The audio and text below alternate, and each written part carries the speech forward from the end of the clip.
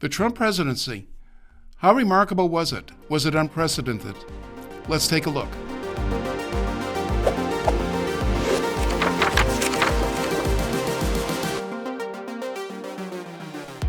Hello, everybody. This is Gary Benoit, host of Beyond the Cover. And today we have with us Alex Newman, senior editor for The New American, who in the special collector's edition of the magazine, Trumpworld, offered a really fantastic article called Visual Timeline. Alex, we're so glad to have you with us. Hey, Gary. Thanks very much for having me.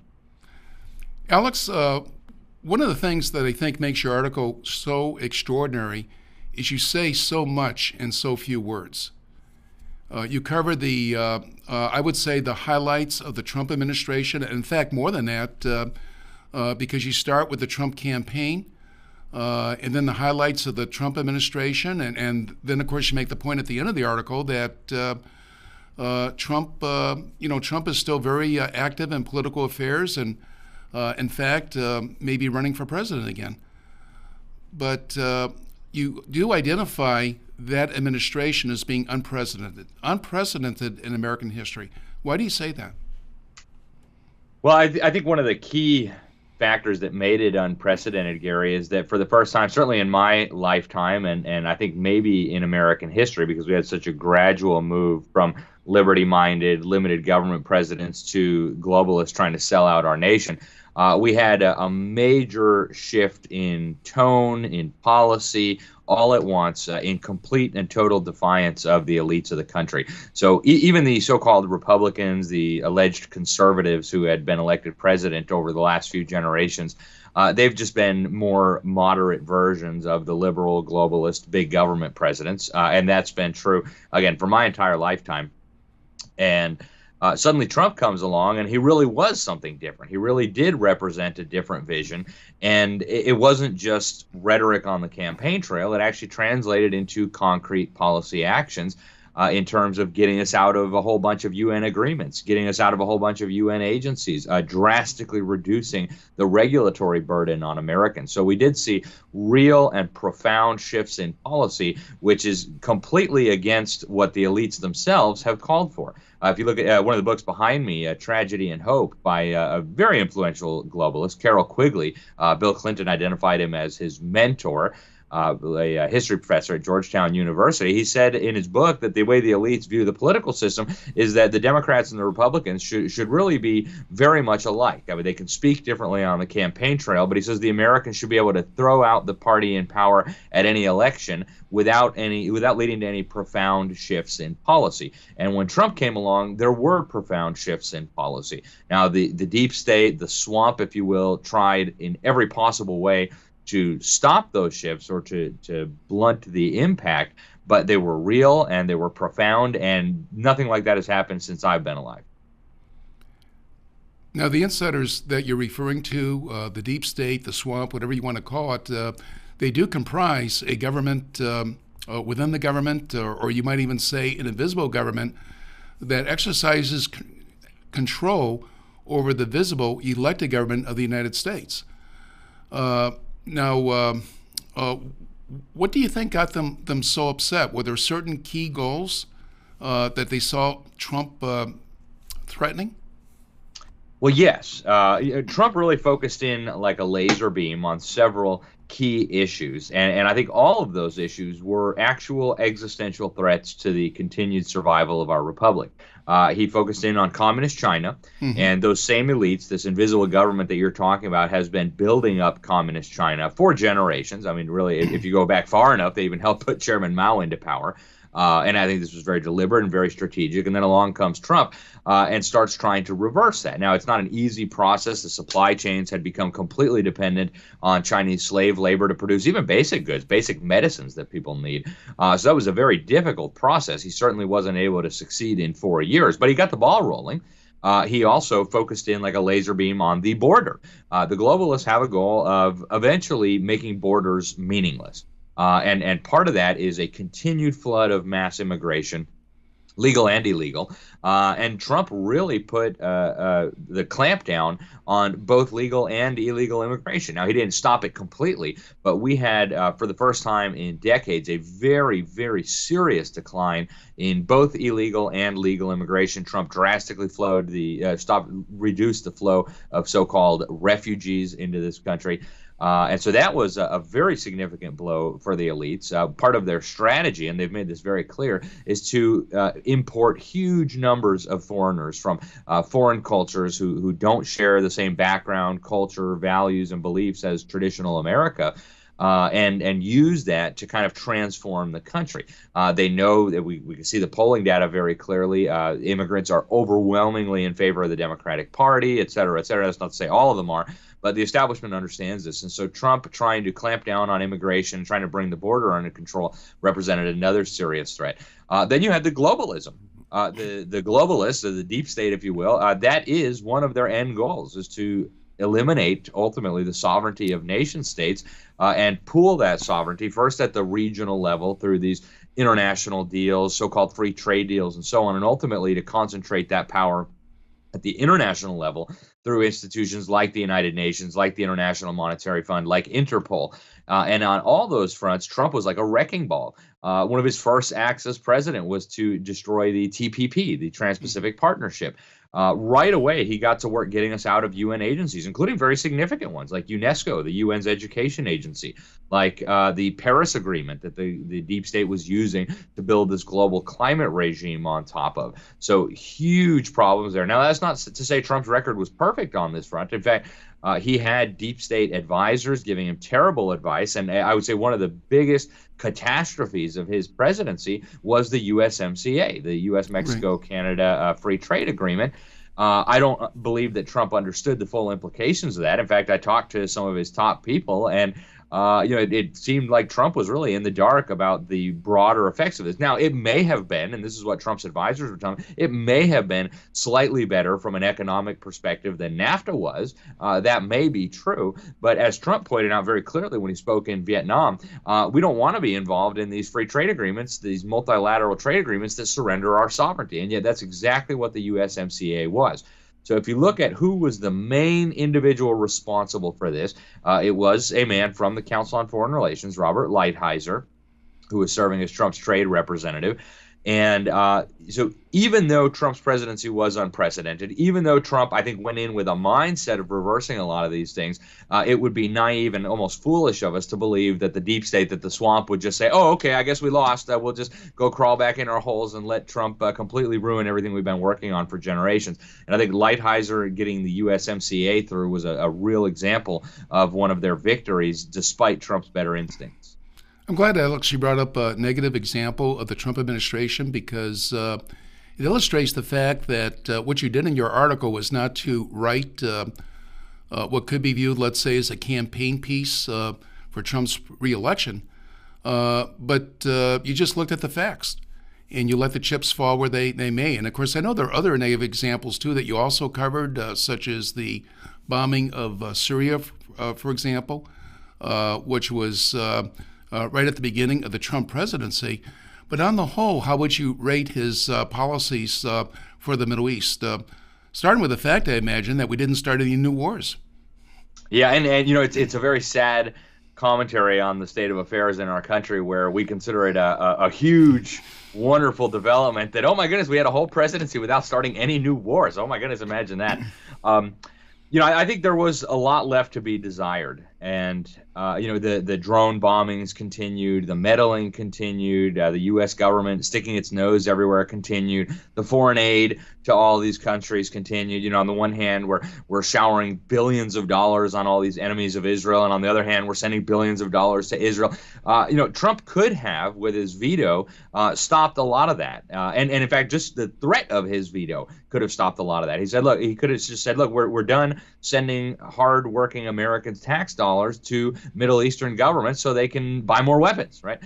He could have, and I think he should have done that. Now, overall, I would say Trump's presidency was better than any presidency in my lifetime by far, but it still left a lot to be desired on the foreign policy front, on the Middle East front. And if we look at what happened in Syria objectively, I Hmm. think it could have been significantly worse.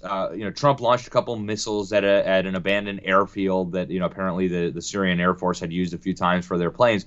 But for a moment there, it looked like he was going to start another war, and that's exactly what his advisors were trying to get him to do. We had swamp monsters all around him, deep state operatives egging him on, telling him, "Oh, look, it's going to make you really popular. Look, the regime used chemical weapons on children. How could you not do anything?" And to his credit, Trump was able to resist this pressure and say no. It may have been partly because some of his own strongest supporters actually kind of backed him into a corner. When he first launched those missiles, really some of the people who helped get him elected, people like Ann Coulter, she was actually the first one to say, "I think Donald Trump's going to win." Everybody laughed at her. That was just completely ludicrous, and yet she said it. People like the radio host, Mike Savage, also came out swinging and said, "Trump, what are you doing? You're betraying your core supporters. You're betraying your campaign promises. You're doing everything you criticized Obama for doing." So to his credit, he walked back from the edge of the abyss there and said, "Just kidding. We're just going to launch a couple missiles, and that's just going to be a warning to Assad, and we're just going to leave it at that." So it could have been much worse. He could have been led to start another Middle Eastern war, and I think that would have really ruined his presidency. I mean, it Right. would have been a complete and total surrender to the demands of the globalists and the establishment. Fortunately, he didn't do that. But, we need to look at it honestly and objectively. It was very good from the perspective of what we've become accustomed to. And it was very good from the perspective of exposing the insiders and at least arresting the progress of some of this evil. But there's only so much one man can do. And when you're sitting on top of a machine with something like 3 million people underneath you, 2.95 million of whom hate your guts and want to destroy you at all costs, honestly, it's very difficult to accomplish much. And I would say under those circumstances, Trump did an incredible amount of good work with the cards that he was handed. And that's a very good point. But you had mentioned there's only so much one man can do. And you also mentioned earlier in this interview that the deep staters did everything they could to prevent Trump from getting into the White House, and yet he did. How did he do that? Being being just one man, being a political outsider, and with the entire force of the establishment trying to stop him. How did he get into the White House to begin with? I think there was a few miscalculations on the part of the deep state. One of the mistakes that I think some people on our side of the spectrum make is they attribute too much power and almost omniscience to the deep state, as if it was omnipotent and omniscient and controlled every little event that happened. And I still hear people regularly today argue that Trump was an insider, that he was part of the cabal's plot against the United States. I don't believe that for Mm-hmm. reasons that I've described many times in the past. I certainly don't think it's outside the realm of possibility that the insiders would run a candidate pretending to oppose them who actually was working with them. In fact, if anything, this guy in Virginia might be a decent example of this. He's a Council on Foreign Relations globalist, used to be with the Carlyle Group, funneled huge amounts of American capital and know-how into the hands of the communist Chinese, and yet he's running around posing as a conservative. And then as soon as he gets elected, all the conservatives have to jump off the bandwagon, and he brings on people with pronouns in their bios. And, it's unbelievable. So that happens a lot, and we would be naive to pretend like it doesn't, because it does. But I think the way Trump was able to do it was just by miscalculations on their part. I do believe there was massive voter fraud in the 2016 election, and I think they were counting on that voter fraud being enough to take their very unpopular candidate over the edge. They had already bought the fireworks; they were all ready to go, and it would have been very easy to assume that they were going to succeed. But I think the landslide for Trump was so enormous and so widespread across the nation that they didn't count on that. They didn't recognize how discredited their propaganda machine had become. They didn't recognize how angry and outraged the American people were. And so they assumed that they had the election all tied up, and they assumed wrong. They corrected this problem in the 2020 election to make sure it wouldn't happen again. But I think really he won because he gave voice to the concerns of ordinary Americans. average, everyday people who've been ignored, who've been spit on, who've been marginalized, who've been called every name in the book, deplorables, racists, homophobes, extremists, right-wing, Nazi, all the nasty terms that they use for everyday mainstream Americans. People are just sick of it. And then along comes a guy who stands up to these people that are constantly calling them names and selling out their country and bankrupting their country. And I don't think there was very many people who thought Trump was perfect or he was some sort of messiah figure, but people thought, hey, here's a guy who can punch back, and he's successful, and it's working. Hey, let's rally behind him. And I think that's ultimately how he won. Miscalculations on the part of the deep state and just a deep-seated anger and frustration among Americans that they said, you know what, we're ready to go even for Donald Trump if that means resisting this machine that is destroying our nation. Well, your article, Alex, appears, excuse me, your article appears in a collector's edition of the New American that is called Trumpworld. Would you say that Trump running for president created Trumpworld? Or would you say that Trumpworld, this great body of American people who had enough understanding to realize the importance of putting America first, realize the importance of protecting the border, realize the importance of getting out of international entanglements and so forth, did that body of Americans that we now call Trump world already exist? And was it them who put Trump in the White House? Yeah, I don't think Trump created Trump world. I think Trump was able to ride on a wave of frustration and anger and understanding that had been building. I mean, really, if we're honest, it goes back all the way to the founding. America was blessed with an incredible foundation that laid the surface on which the country was built. And the establishment, the globalists, the deep state have been trying to destroy that for at least a century that we can document conclusively, probably much further back than that. There certainly have been subversive forces trying to overthrow that, clear back to George Washington's day. And yet the foundation was so solid, it was so structurally sound that all of their efforts have not been able to destroy that. And that understanding has been passed on from generation to generation through family, through education, through reading, through our incredible Constitution, through our founding documents. And so part of it is that. Mm-hmm. There are also many, many heroes who came before us who helped keep that understanding alive, who helped keep Americans, at least enough Americans, educated about these principles, about the activities of these subversives who want to destroy our country. And I mean, one of the things that I mentioned in my visual timeline is that even during the campaign, critics and supporters of Donald Trump were pointing to the John Birch Society. You had the New Republic, terrible far-left magazine, saying that Trump was really just the John Birch Society. Trumpism is Bircherism, right? So Trump did not appear in a vacuum.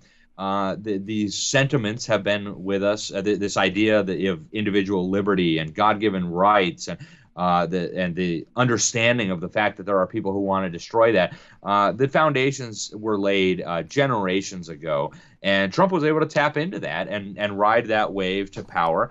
And, Trump didn't create it. And I don't want to say he exploited it, but he tapped into it and was able to use that and harness that to bring himself to the White House and bring the concerns of ordinary Americans and these timeless principles back into the highest office of the land. And so I think we can be very thankful for that. It was so special to be able to watch, some of the president's messages with your family, where he's talking about the Christian foundations of America and the importance of Christ and the importance of the fact that our rights come from God and not from government.